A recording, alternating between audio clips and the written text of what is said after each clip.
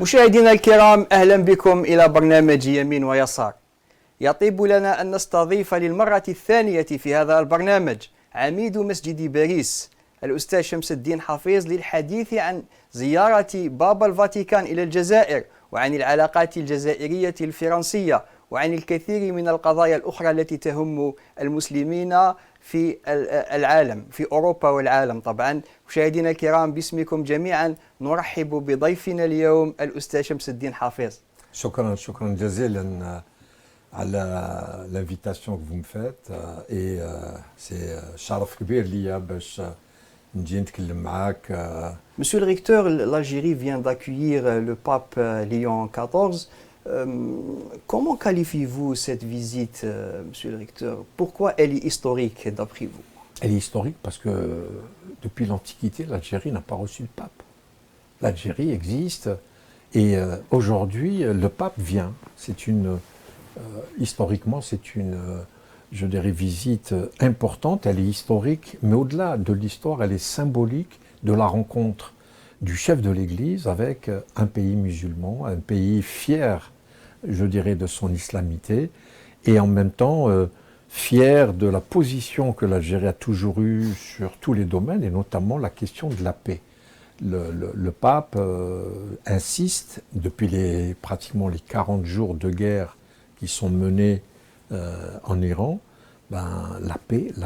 Et je pense que l'Algérie va être une formidable caisse de résonance pour la parole du pape, parce qu'il rencontre aujourd'hui cette adhésion d'un peuple qui, à l'unisson, veut la paix. Monsieur le recteur, le pape évoque souvent l'héritage du Saint-Augustin, cette personnalité, ce personnage historique né en Algérie, ayant vécu en Algérie. En quoi cette personnalité historique est importante aujourd'hui? Parce que Saint-Augustin, il faut lire un peu Saint-Augustin, qui aujourd'hui, nous retrouvons ces messages qui sont la foi en Dieu. Ça, c'est quelque chose qui rassemble les musulmans et les chrétiens. Dans cette foi en Dieu, il y a énormément de versets coraniques qui rappellent que le musulman doit non seulement croire en Dieu, mais doit avoir toute, je dirais, confiance en Dieu. La deuxième, c'est la dignité humaine. Saint Augustin a beaucoup parlé de la dignité humaine, qui est aussi capitale à la fois pour les musulmans et pour l'Algérien. L'Algérien, la dignité humaine est capitale. Et le troisième point qui, à mon avis, est aussi important, c'est la question de la compassion et de la solidarité. Là aussi, l'Église a toujours multiplié des actes de compassion et de solidarité. L'islam, c'est la même chose. Et l'Algérie a toujours compati, a toujours tendu la main aux autres, a toujours cette notion de solidarité. À chaque fois qu'il y a eu un tremblement de terre dans le monde, qu'il y a eu des famines, qu'il y a eu des événements exceptionnels, l'Algérie a toujours été présente pour aider l'autre. Donc je crois que ces messages de Saint-Augustin sont extrêmement importants, et moi, vraiment, j'invite notre, je dirais, communauté algérienne à s'intéresser à Saint-Augustin, parce que comme vous le dites, il est né en Algérie, sa terre natale était ici. Comment quelqu'un qui était chrétien, fondamentalement chrétien, il avait cet amour de Dieu, cette adoration de Dieu, parce que entre le matériel et cette adoration de Dieu, je crois que c'est une question qui nous concerne et qui nous interpelle à tous en tant que musulmans. Est-ce que c'est une personnalité méconnue en Algérie, c'est Saint-Augustin? Est-ce qu'on a besoin de plus de savoir sur sa vie et ses... Alors, il y a des spécialistes. Il y a des spécialistes de Saint-Augustin, moi j'en connais pas mal, mais en même temps, est-ce qu'on peut vulgariser la pensée de Saint-Augustin? Non pas pour essayer, encore une fois, j'aimerais pas qu'on parle de prosélytisme, c'est pas le cas, mais en même temps, l'histoire singulière de Saint-Augustin, qui est né à Sougaras, qui aujourd'hui on a une basilique Saint-Augustin à Al-Naba, ça fait partie de notre patrimoine, et je pense qu'il est important pour que notre jeunesse, je dirais, s'alimente et se nourrisse de personnages de ce type, à la fois pour être fiers de notre histoire, parce que notre histoire elle est millénaire, l'histoire de l'Algérie, et à partir de là que nous puissions tous, à ce niveau-là, connaître les qualités intellectuelles de Saint-Augustin. Quel rôle peut jouer cette visite, monsieur le recteur, pour justement promouvoir le dialogue entre les religions? Vous êtes, j'imagine, très intéressé par le dialogue entre les religions. Vous avez même y participé pas mal de fois dans des colloques et des séminaires qui évoquent ce sujet. Vous savez, le pape va visiter la grande mosquée d'Alger. Il va fouler le pas de la salle de prière de la grande mosquée d'Alger. Et à côté, il va visiter un centre de réflexion, un genre de think tank qui a été mis en place à la grande mosquée d'Alger, notamment sur l'histoire des civilisations et du dialogue interreligieux. Moi, lorsque j'ai eu l'honneur d'être reçu par le pape François en février 2025, et je dois le dire à vos téléspectateurs, le pape François voulait venir en Algérie. Malheureusement, le sort, on a décidé autrement. Et lorsque le pape François m'avait reçu, je lui avais offert un Coran qu'il avait embrassé à 3 reprises. Vous imaginez le chef de l'Église qui embrasse un Coran. C'est du symbolique, un message extrêmement important. Il faut rappeler que pendant pratiquement, depuis l'avènement de l'islam, notre prophète Mohammed sallallahu alayhi wa sallam, pour l'Église de l'époque, c'était quelqu'un qui était un usurpateur, parce que le christianisme voulait rester la seule religion après le judaïsme révélé, etc., etc. Donc pendant plusieurs siècles, il y a eu même des tentatives de traduction du Coran qui n'étaient pas de vraies traductions du Coran, mais qui étaient des réquisitoires contre les musulmans et contre notre prophète Mohammed sallallahu alayhi wa sallam. C'est vrai que depuis Vatican II, au début du XXe siècle, dans les années 60, enfin l'Église a reconnu, je dirais, l'islam comme religion monothéiste.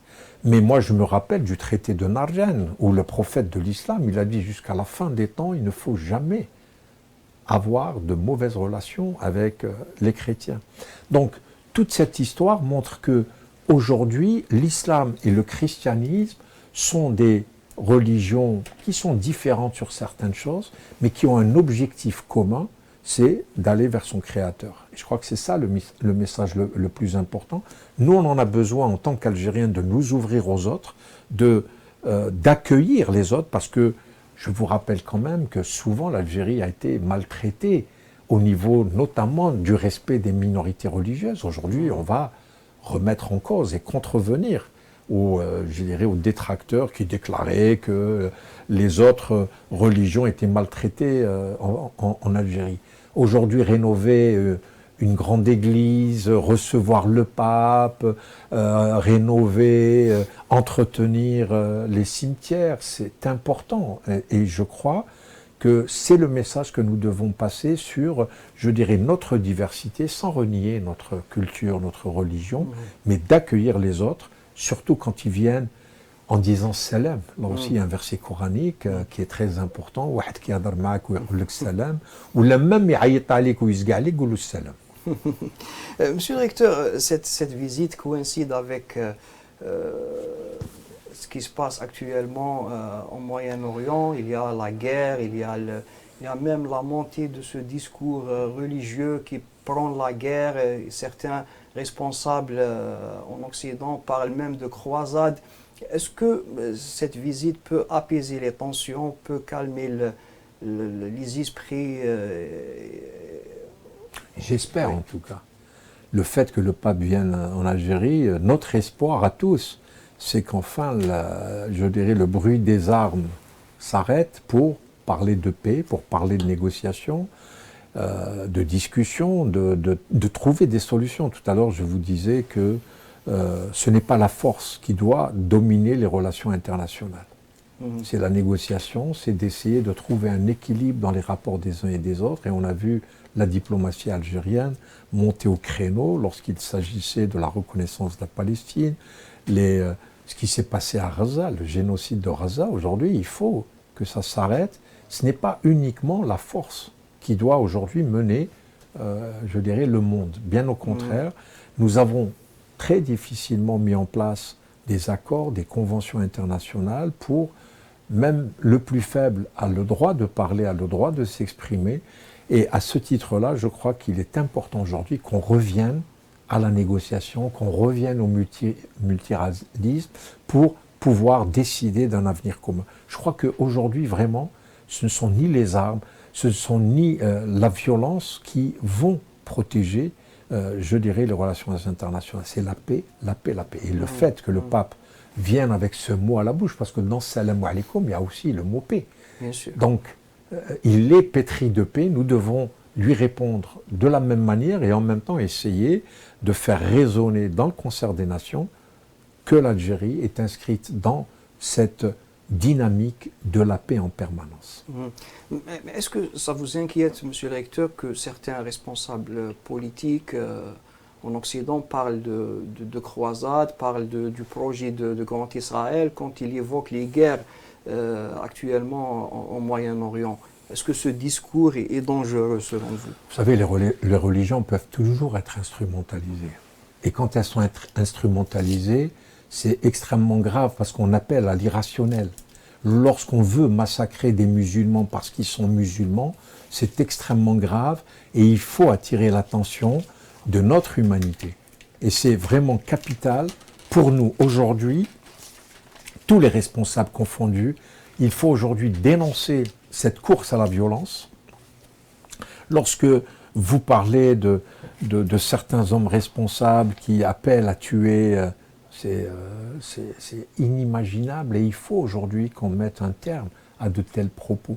Aujourd'hui, au-delà des discours des responsables, on voit une banalisation de l'islamophobie galopante, du fait que parce que vous êtes musulman, vous êtes quelqu'un qui est suspect, vous êtes quelqu'un qui pose problème à la société. Et ces appels au meurtre sont véritablement un rappel de l'histoire terrible qu'ont vécu un certain nombre de pays dans des moments très difficiles. Et ben moi je crois qu'aujourd'hui, nous ne pouvons pas aller dans ce type d'aventure. La violence ne mène nulle part, la guerre ne mène nulle part. Et moi, je dois vous dire de manière très émue que lorsque je vois ce qui se passe à Gaza, me rend triste et me rend chagriné en disant ce n'est pas normal qu'on tue comme ça des enfants uniquement pour prendre un bout de territoire. Ce n'est pas normal. Cette visite, monsieur le recteur, a été aussi précédée par une rencontre entre le président français Emmanuel Macron et le pape Léon XIV. Certains ont vu dans cette rencontre une volonté d'instrumentaliser la visite du pape en Algérie. Quel est votre sentiment là-dessus? Ça serait faire injure au pape. Le pape que nous recevons avec beaucoup de fraternité, on s'imagine qu'il peut instrumentaliser de cette manière, pardon. Je ne crois pas. Le président Macron a annoncé qu'il avait invité le pape Léon à venir en France. On sait pertinemment que le pape François n'a jamais voulu venir en France, même s'il a été en Marseille, même s'il a été en Corse. Il a toujours refusé de venir à Paris. Moi-même, je l'ai invité à la Grande Mosquée de Paris et en souriant, il me disait « Vous savez, je ne vais que dans les petits pays ». Donc c'était un message subliminal qu'il adressait le pape François. Je crois que ne gâchons pas la fête. Nous avons vraiment un rendez-vous avec l'histoire. Nous avons un rendez-vous avec un homme qui, lui, vient chez nous. Et donc, je crois que tous nos détracteurs, j'ai vu par-ci, par-là, des écrits de gens aigris, de gens qui considèrent que le pape fait un grand honneur, un trop grand honneur à l'Algérie. Ben, moi, je leur dis, soyez jaloux, pleurez si vous voulez, mais le pape viendra, l'histoire rappellera que le grand pays, l'Algérie, a reçu le pape qui devait faire sa tournée africaine. Nous lui avons ouvert les bras, nous l'avons reçu avec la même fraternité que lui nous a donnée. Ben, le reste, vous savez, les chiens aboient, la caravane passe. Donc, est-ce qu'il y a une volonté vraiment à nuire à cette visite? On a vu dans la presse française récemment certaines affaires ressurgissent, par exemple l'affaire de Tibhirin à l'occasion de la visite du pape. Voilà, comment jugez-vous ça, monsieur le recteur? Vous savez, les coups bas, les mécontentements, les errements d'une certaine catégorie, de certains groupuscules, sont légion. L'Algérie, depuis toujours, depuis en tout cas son indépendance, lorsqu'elle a recouvré son indépendance, elle a toujours fait l'objet de critiques malsaines et malveillantes. Et pourtant, l'Algérie continue à avancer. Nous sommes un pays qui se modernise de plus en plus, qui s'ouvre de plus en plus au monde. Donc voilà, la visite du pape, elle va faire l'objet de, je dirais, d'un certain nombre de sarcasmes, mais n'en tenons pas compte. Restons aujourd'hui mobilisés sur que cette visite se déroule dans de bonnes conditions. Le reste n'est pas grave. Monsieur le recteur, il y a un autre sujet très important qui est l'état des relations entre l'Algérie et la France. Comment jugez-vous, évaluez-vous cette relation actuellement? Est-ce qu'il y a un début d'apaisement, d'après vous, après la visite du ministre de l'Intérieur Laurent Nunez en Algérie? Écoutez, je reste, parce que je suis de par nature très optimiste, je reste certain et convaincu que la relation entre les deux pays ne peut à un moment que s'améliorer, parce que nous avons quand même atteint le fond, mais je crois qu'aujourd'hui, il faut raison garder, prendre en considération je dirais, les intérêts communs des deux pays. J'ai entendu avec satisfaction la déclaration du président Macron qui a présenté ses condoléances au président Al-Majid Tebboune à l'occasion du décès de l'ancien président Yamin Zalouel. C'est quand même important, ce type de message. Et je pense que nous devons en tout cas continuer à faire des efforts pour que nous puissions aujourd'hui, l'Algérie et la France, retrouver, je dirais, même si c'est un semblant de retour à la normale, mais je crois qu'il faut le faire. En tout cas, moi, ce que je peux transmettre comme message, c'est que la communauté algérienne en France est peinée. Elle est triste de cette situation, parce qu'elle fait l'objet d'attaques injustes. On a vu un certain nombre de députés, un certain nombre d'élus franco-algériens qui ont été maltraités, qui ont été injuriés, qui ont été diffamés. Et je crois qu'aujourd'hui, il faut que tous ensemble, nous puissions nous unir pour rappeler qu'il y va de l'intérêt de la France d'avoir une relation apaisée avec l'Algérie. Et comme l'Algérie, elle doit avoir une relation, parce que vous voyez la réalité des choses. Moi, je viens d'arriver de Paris. Quand vous voyez le grand écran où sont inscrits l'ensemble des vols à l'aéroport, 90% sont des vols qui concernent l'Algérie et la France. Il y a une très forte communauté. Je suis venu dans un avion complet, je suis reparti dans un avion complet. Il y a aujourd'hui un trafic important de vols, de visiteurs, même si on a beaucoup, je dirais, freiné les visas, etc. Il y a une appétence pour... et moi, je dois dire, il y a une journaliste récemment qui a fait un séjour en Algérie, elle me dit quel beau pays, quel pays généreux, quel pays hospitalier. C'est une dame d'un certain âge qui est journaliste dans un quotidien français, un quotidien très important. Elle a un amour profond pour ce pays. Continuons à cultiver ce type de relation parce qu'il faut, et ça je le dis, je dirais à vos téléspectateurs, notamment qui sont en Algérie, qu'il y a en France des Français qui aiment l'Algérie.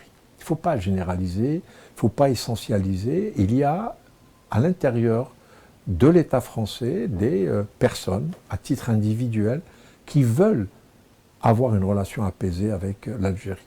Et ça, je crois que c'est important. Il y a une très forte communauté algérienne en France, qui est extrêmement bien intégrée en France, mais qui veut garder des attaches avec l'Algérie. Je suis l'exemple, je dirais, vivant, c'est que j'ai une attache profonde avec mon pays natal. J'aime profondément l'Algérie. Je suis un enfant de l'Algérie, mais en même temps, aujourd'hui, je suis en France. Je suis recteur d'une mosquée en France, mais en même temps, je veux que nous ayons une relation apaisée, une relation fructueuse entre les deux pays. Il n'y a pas aujourd'hui de domination d'un pays envers l'autre. Et je crois qu'aujourd'hui, dire des propos qui sont blessants à l'égard d'un autre pays, je trouve que ce n'est pas bien. Et donc, aujourd'hui, il faut que nous réunissons les hommes de bonne volonté pour essayer de trouver une solution à ce... Monsieur le recteur, vous avez appelé toujours à l'apaisement entre l'Algérie et la France. Vous avez même co-signé un article avec l'archevêque d'Alger, Jean-Paul Vesco, dans ce sens. Est-ce que cette crise peut on peut mettre fin à cette crise avec le dialogue entre les deux présidents? Écoutez, le président Abdelmadjid Tebboune, si je ne me trompe pas, était intervenu à un moment donné lorsque Jean-Noël Barrot, ministre des Affaires étrangères, devait venir en Algérie. Le président Tebboune, au cours d'une interview à des confrères à vous, avait dit que la relation avec le président Macron est une relation qu'il a, et il a pris position à ce moment-là.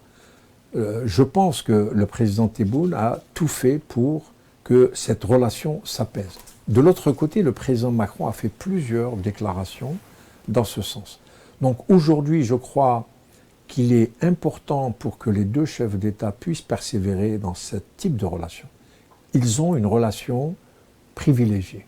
Les deux hommes se sont appréciés. Après, vous savez, les considérations politiques peuvent à un moment donné faire changer les choses, mais vous avez fait référence à l'article que j'ai co-signé avec l'archevêque d'Alger. Je l'ai fait vraiment avec cette humilité que deux hommes pouvaient appeler à cette réconciliation. On a cherché à contribuer modestement à faire état de notre vie. Il a été avocat, comme moi j'ai été avocat. Nous avons beaucoup de points communs et nous avons un amour pour les deux pays. Et j'ai voulu vraiment montrer que si nous sommes de bonne volonté pour trouver le chemin de la paix, je pense que le président Tebboune l'a montré. Il a pris des positions extrêmement fortes. Et donc, c'est tellement facile s'il y a encore un tout petit peu de volonté. Ce n'est pas trop tard selon vous, avec l'achèvement du mandat du président Macron? Absolument, nous sommes à la fin d'un mandat. Et je sais, le président Macron l'a dit, qui jusqu'au dernier jour de sa mandature, il continuera à faire en sorte pour apaiser les relations entre les deux pays. J'espère qu'il réussira. Monsieur le recteur, malgré cette lignée d'apaisement qu'on observe ces derniers jours, il y a des tensions qui surgissent. Parfois, il y a, par exemple, il y a le problème de l'agent consulaire incarcéré en France, le diplomate algérien incarcéré en France. Il y a l'Algérie aussi a signalé le manque de coopération de la France en termes de coopération juridique pour restituer les biens qui ont été spoliés. Comment jugez-vous ces problématiques actuelles? Écoutez, à partir du moment où il n'y a pas encore véritablement de volonté politique pour apaiser, pour aplanir les difficultés, bien évidemment qu'il y aura toujours des groupuscules qui chercheront à contrarier ce rapprochement. Lorsque Laurent Nunez est venu à Alger, il a été reçu pendant, je crois, 2 heures par le président de la République algérienne. Le président Abdelmadjid Tebboune a vraiment joué le jeu de l'apaisement. Et effectivement, aujourd'hui, on a une situation compliquée par rapport à l'adjudant-chef dont vous parlez. Alors, aujourd'hui, on dit que c'est un adjudant-chef. Moi, je retiens qu'il était agent consulaire, qu'il était protégé par la Convention de Vienne, donc pas de possibilité d'arrestation de cette manière.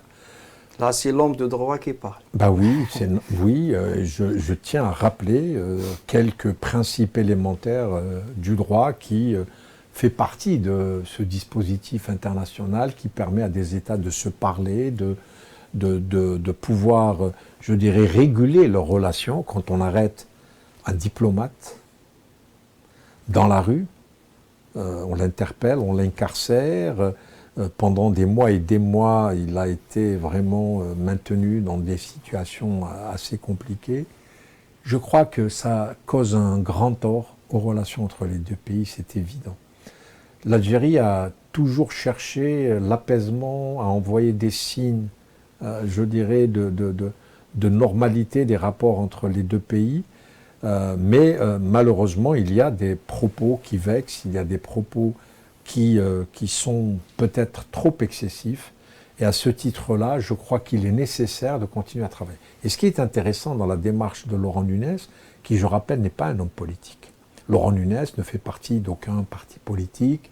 Il a une histoire, il a d'abord lui-même une histoire avec l'Algérie, une histoire sentimentale avec ce pays. Donc, je pense qu'il remplit toutes les conditions, en tout cas pour montrer sa bonne foi. Il est ministre de l'Intérieur français, on ne va pas lui demander de devenir ministre de l'Intérieur algérien. Il défend les intérêts de son pays. Et en même temps, je crois que lorsqu'il a quitté le sol algérien, il y avait déjà un début d'apaisement. C'est indéniable. Alors après, il y a eu des déclarations qui ont effectivement fait sursauter à la fois les autorités algériennes, mais l'opinion publique algérienne, parce qu'on a l'impression que l'opinion publique algérienne n'existe pas. Quand on parle de terrorisme d'État, c'est quand même un acte, je dirais, une déclaration extrêmement agressive à l'égard de l'Algérie.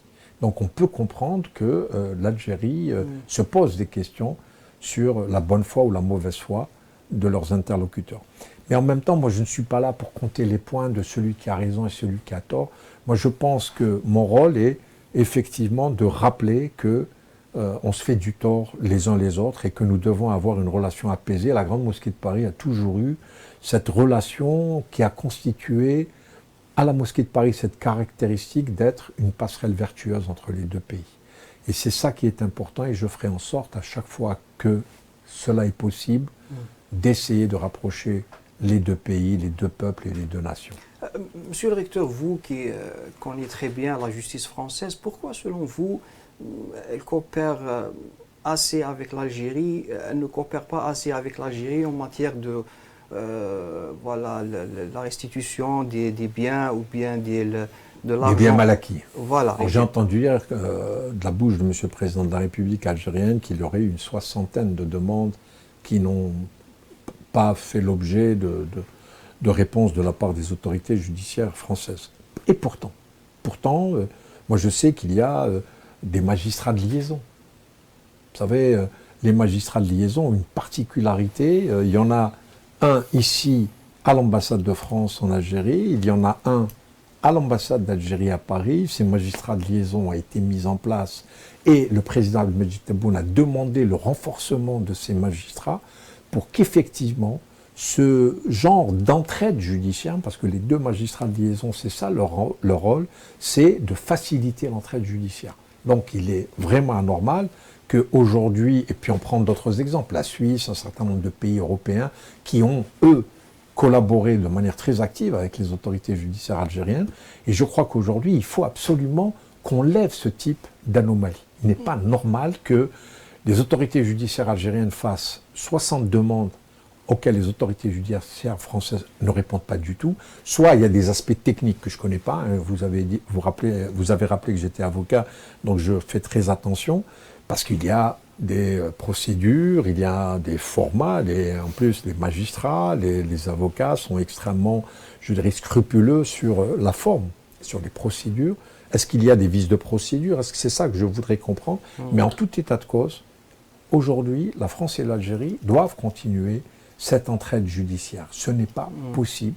Parce que je vous rappelle quand même que dans d'autres situations, pour la libération de Boualem Sansal notamment, etc., c'est-à-dire qu'on a demandé aux autorités judiciaires de faire preuve, je dirais, d'un certain pragmatisme pour éventuellement, je dirais, libérer, etc., Boualem Sansal. Donc, je ne comprends pas aujourd'hui cette non-réponse de la part des autorités françaises.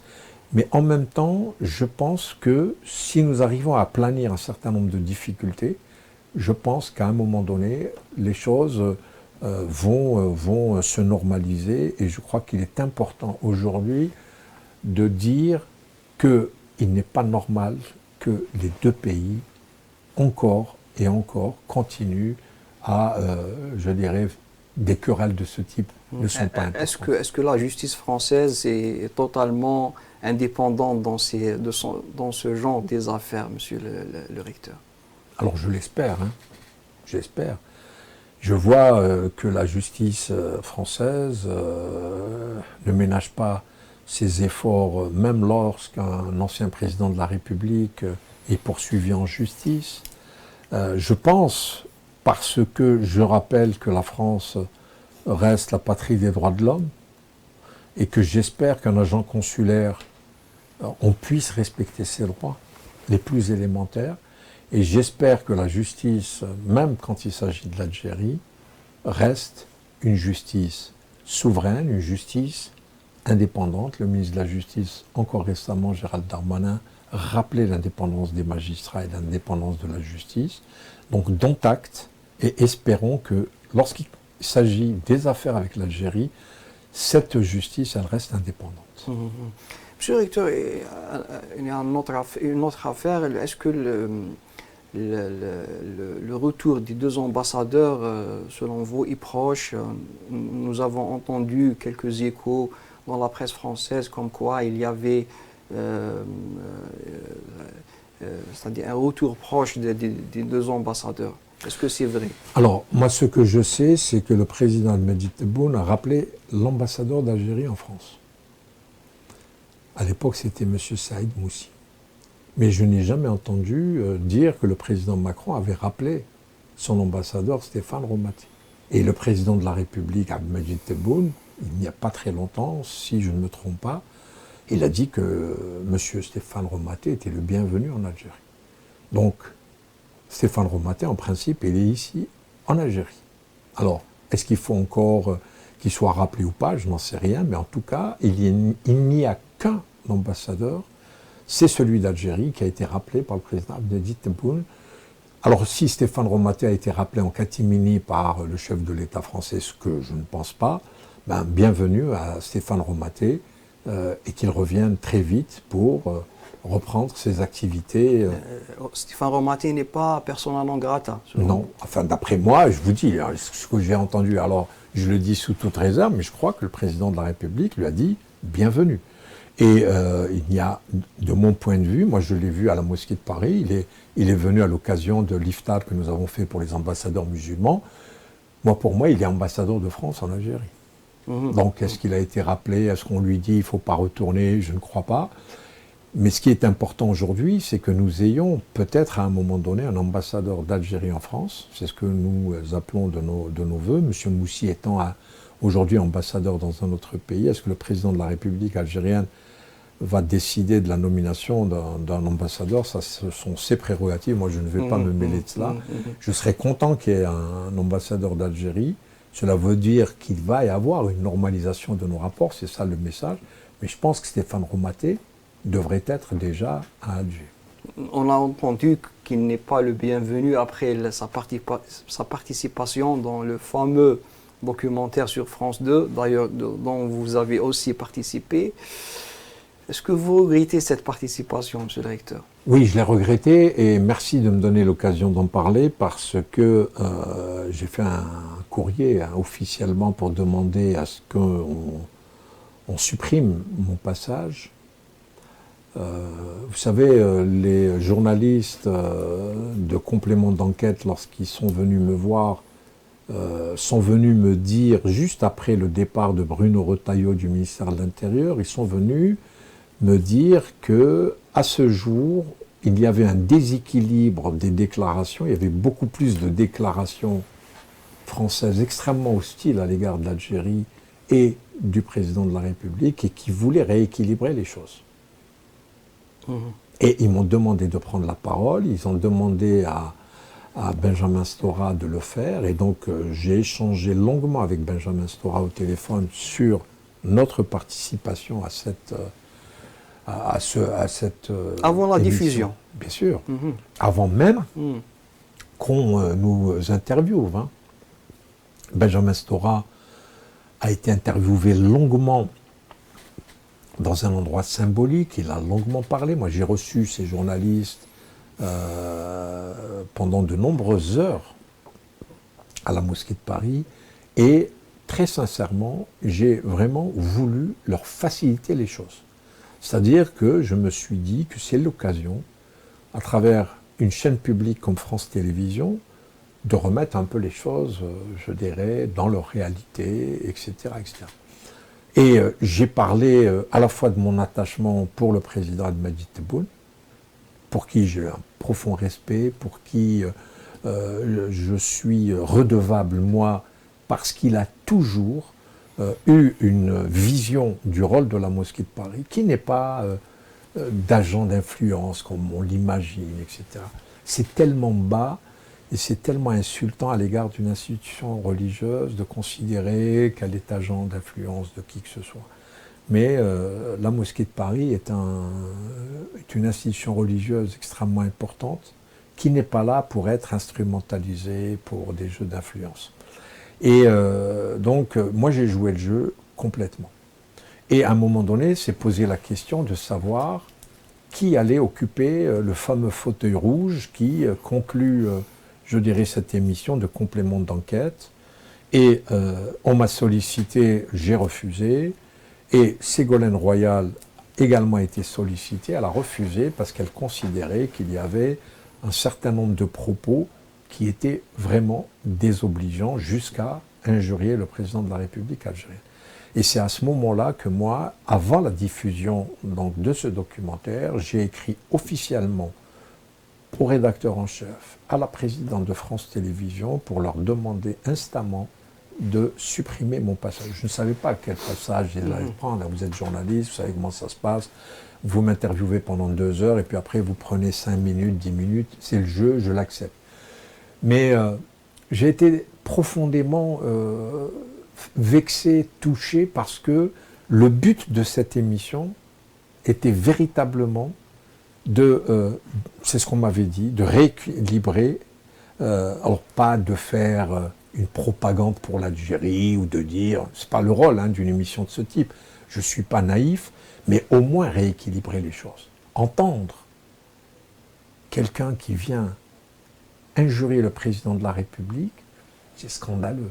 C'est-à-dire qu'on n'est plus dans le travail de journaliste. Vous êtes journaliste, vous savez quel est votre devoir, quelles sont vos obligations entre journalistes, qui est d'abord et avant tout l'objectivité.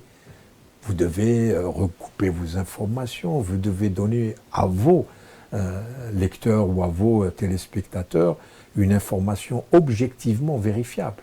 Insulter un président de la République, c'est ça, participer à un travail pour le service public. Donc j'ai trouvé ça vraiment indécent. C'est fait exprès, monsieur le recteur? Parce que je ne sais pas, mais en tout cas... Un choix rédactionnel ou bien il y a une volonté derrière? Non, moi je pense qu'à un moment donné, le choix rédactionnel a été modifié sans qu'on nous en parle. Moi je n'étais pas là pour participer à insulter l'Algérie. Et Benjamin Stora était aussi outré que moi, comme Ségolène Royal, que nous ayons à un moment donné utilisé nos personnalités, à chacun à son niveau.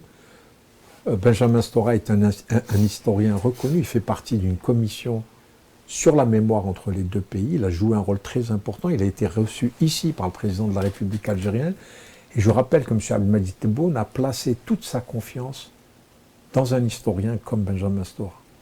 Il était sûr que M. Benjamin Stora allait jouer un rôle important, non pas là aussi pour favoriser une partie contre une autre partie. Nous sommes en train de parler de mémoire, c'est-à-dire qu'on parle de choses sérieuses. Et il faut reconnaître aujourd'hui que grâce à Benjamin Stora, il y a eu des avancées extraordinaires sur Odin, sur Boumendjel, sur le premier de nos militants qui a été assassiné. Aujourd'hui, nous avons la preuve, parce que je vous rappelle quand même que l'Arab ibn Mehdi était considéré comme suicidé grâce au travail qui a été réalisé par Benjamin Stora. Il faut reconnaître que Benjamin Stora, à ce moment-là, parce qu'il ne faut pas qu'on oublie, je dirais, un certain nombre de choses. Le président de la République, Emmanuel Macron, a accepté, je dirais, toutes les propositions qui ont été faites par Benjamin Stora. Moi, je rappelle simplement, il n'y a pas très longtemps, malgré la crise, à l'occasion du 8 mai, le président de la République française, à l'Arc de Triomphe, il a rappelé les massacres qui ont été commis sur la population algérienne, à Constantine, à Sétif, à Kenitra, etc., etc. Et ça, c'est important. Il faut qu'on en tire également, et ça, c'est le travail qui a été réalisé par Benjamin Stora sur le plan historique. On l'a sali complètement. Ségolène Royal, qui est à peine présidente de l'association France-Algérie, qui est une association qui a été créée au lendemain de l'indépendance. Dès qu'elle a été élue présidente de l'association France-Algérie, elle est venue ici en Algérie. Elle a fait des déclarations extrêmement courageuses, on a essayé de la salir au possible. Jusqu'à quand nous allons être traités de la sorte? C'est pour cela que j'appelle vraiment aujourd'hui à une prise de conscience pour que cette relation, aujourd'hui qui est une relation vraiment toxique entre les deux pays, enfin, on arrête de chercher querelle sur telle ou telle question. Il faut aujourd'hui qu'on se mette autour d'une table et j'espère que Laurent Nunez va réussir parce que je sais que le président de la République, Abdelmadjid Tebboune, a beaucoup d'estime pour le ministre de l'Intérieur français, faisant en sorte d'aider Laurent Nunez à arriver, je dirais, à l'objectif qui s'est assigné. Monsieur le recteur, l'Algérie a adopté récemment un texte de loi portant sur la criminalisation de la colonisation française en Algérie, après une modification du projet de loi en retirant la notion de la demande du pardon et la demande des réparations. Est-ce que, selon vous, ça va dans le bon sens? Écoutez, sincèrement, ce texte, au début, quand il a été proposé, c'est là où, pour celles et ceux qui critiquent en disant qu'en Algérie, il n'y a pas de liberté, c'est une dictature, etc., la preuve en est dans ce texte qui est très important pour l'histoire de l'Algérie. C'est un texte parlant de la criminalisation de la colonisation. Nous avons vécu 132 ans sous le joug colonial.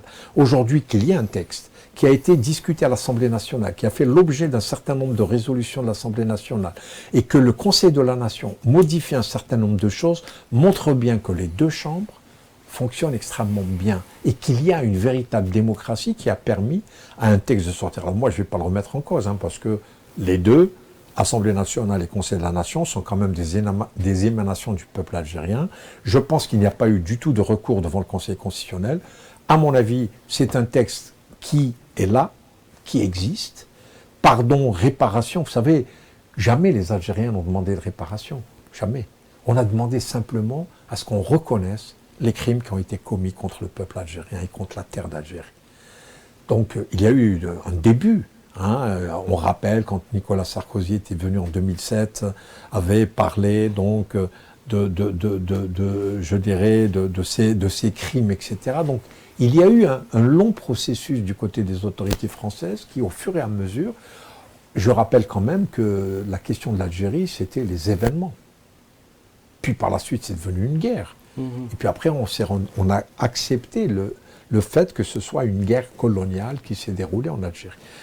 Aujourd'hui, nous devons bien évidemment ne pas cacher cette histoire. La mémoire est importante. Et je rappellerai les propos d'un ancien président de la République, Chadi Bejdé, qui avait dit « il faut tourner la page dans l'histoire entre l'Algérie et la France, mais il ne faut pas la déchirer ». Donc, oui, tournons la page. Mais notre histoire, elle est là. Moi, je ne veux pas aujourd'hui que les millions de chouhada, tout ce qu'il y a eu comme exactions commis contre le peuple algérien, on les efface comme ça. Il y a eu des demandes de restitution des crânes.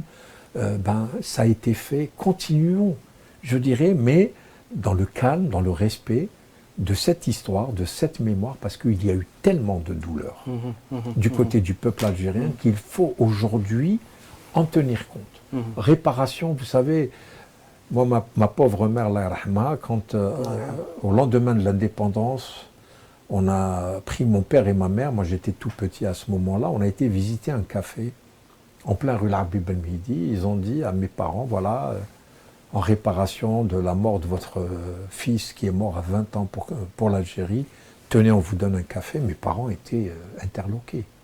C'est-à-dire, la vie de mon fils vaut un café.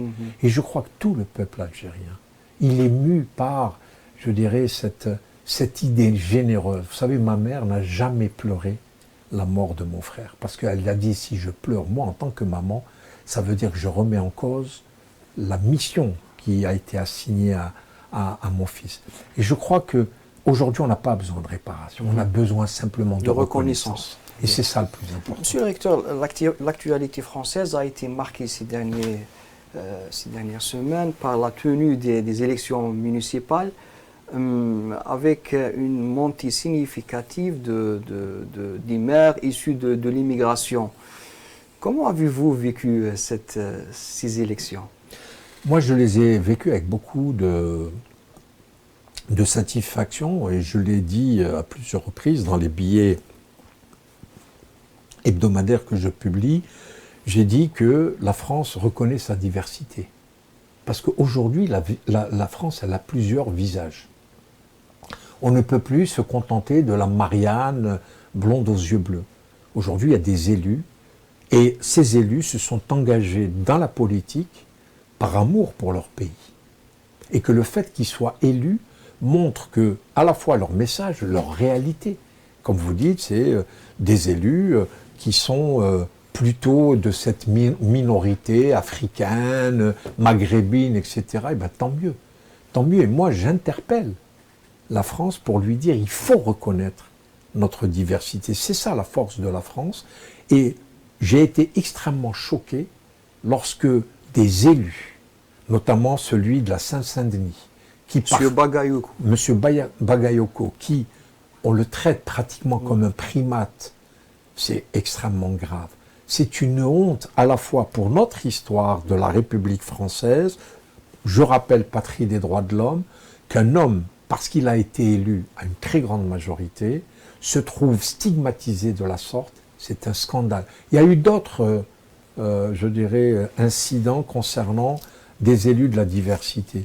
Aujourd'hui, il faut qu'on en prenne cas et qu'on considère aujourd'hui que la France sera forte lorsqu'elle reconnaîtra tous ses enfants. C'est ça qui est aujourd'hui, je pense, l'enjeu de la France des années à venir. Est-ce qu'elle va enfin reconnaître qu'elle n'est pas uniquement blanche? Après ces propos qui ont été tenus sur le plateau de CNews, est-ce que, Monsieur le recteur, vous soutenez les appels de la fermeture de cette chaîne qui diffuse largement une propagande anti-musulmane en France? Alors, vous savez, je suis avocat, vous l'avez rappelé, pour moi la liberté d'expression, Hurriyat Ta'bir, c'est vraiment important pour moi. Vous savez, CNews ne m'a jamais ménagé. Ils ont fait des émissions spéciales me concernant.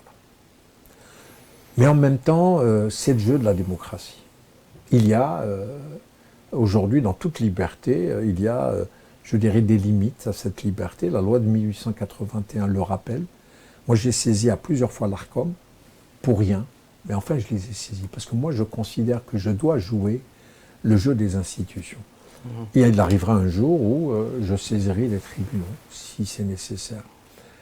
Aujourd'hui, interdire CNews veut dire quoi? Nous, ici, en Algérie, on a payé le tribut très important de vouloir, je dirais, bâillonner des réalités, bâillonner des expressions. Pendant les années terribles de la décennie noire, il n'y a pas eu ce type de limite. Les gens s'exprimaient. Nous avons eu un certain nombre de partis qui ont voulu... Quand ils sont sortis de la loi, la loi est venue pour arrêter cela. Aujourd'hui, moi, je pense que c'est donner trop d'importance à CNews. Mais il faut, par contre, que cette diversité qui aujourd'hui a été élue, qui a une légitimité, doit s'exprimer.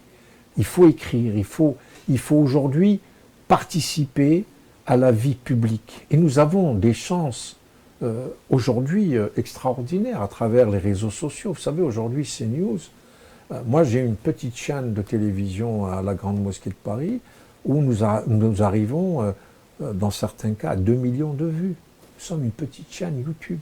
Donc, multiplions ces chaînes pour pouvoir aujourd'hui porter la contradiction à CNews. L'interdire, vous savez, ils iront ailleurs.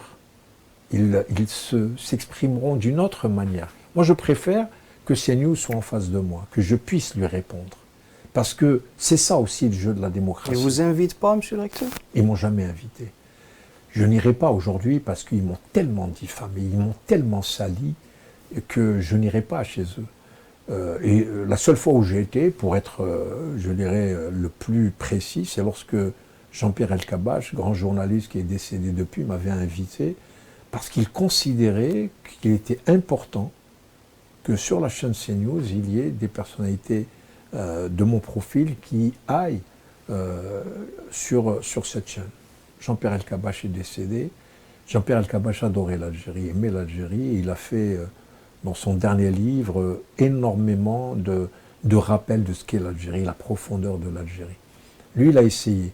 Aujourd'hui, moi, je ne suis pas demandeur. Moi, je ne regarde pas CNews, à vous dire. Je préfère regarder votre chaîne à vous, je préfère regarder d'autres chaînes de télévision. Monsieur le recteur, certaines sphères en France ont essayé de polémiquer par rapport aux propos du ministre de l'Intérieur, Laurent Nunez, tenu à la mosquée de Paris.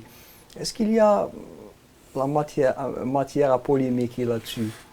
Vous savez, on cherche toujours à polémiquer, dès qu'il s'agit de la Grande Mosquée de Paris, dès qu'il s'agit de l'Algérie, mais en même temps, je pense que le ministre de l'Intérieur l'a fait à l'occasion de l'Iftar. Là aussi, c'est l'Iftar des ambassadeurs. Il est venu pour parler sérieusement de la question de l'islam en France.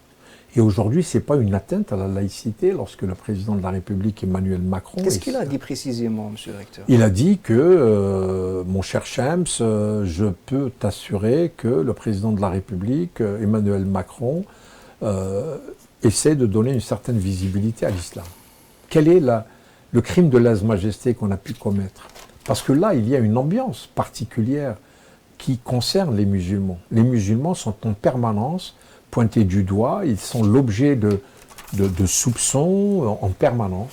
Nous ne sommes pas, je dirais, fréquentables. Le musulman, c'est quelqu'un de violent, etc. La Grande Mosquée de Paris, depuis toujours, a montré, je dirais, que ce type de propos n'avait aucune importance.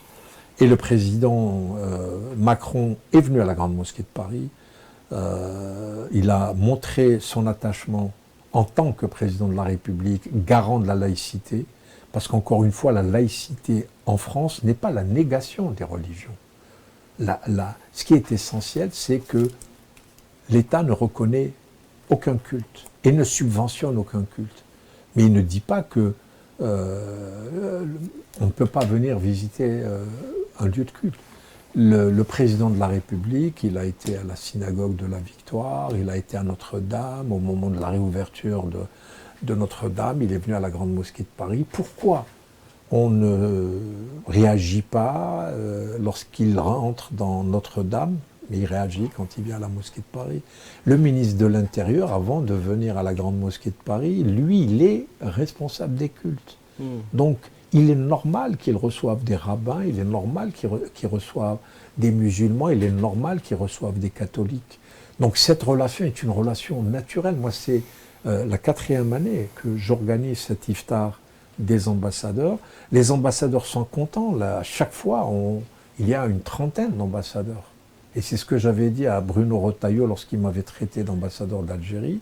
Je lui ai dit, je suis l'ambassadeur de tous les pays musulmans. Il y avait ce soir-là 37 ambassadeurs musulmans qui m'ont fait l'honneur de venir partager cet iftar. Donc voilà, c'est des polémiques qu'on cherche en permanence. Et aujourd'hui, vous savez, le ministre de l'Intérieur prend des coups tous les jours parce qu'on considère qu'il est trop proche de l'Algérie. En quoi il est trop proche de l'Algérie? C'est-à-dire qu'on est en train de faire, je dirais, des allusions parce qu'il est proche de l'Algérie. Il a une histoire, je vous l'ai dit, avec l'Algérie, lui-même ne le cache pas. Il a une histoire sentimentale avec l'Algérie, point. Mais en même temps, il fait son travail de ministre de l'Intérieur, comme il a fait son travail quand il était directeur général de la sécurité intérieure, quand il a été préfet de police de Paris. Jeter l'anathème sur un haut fonctionnaire de l'État français parce qu'il a une supposée proximité avec l'Algérie, c'est quand même extrêmement grave. Monsieur le recteur, il y a une question que je voulais vous poser.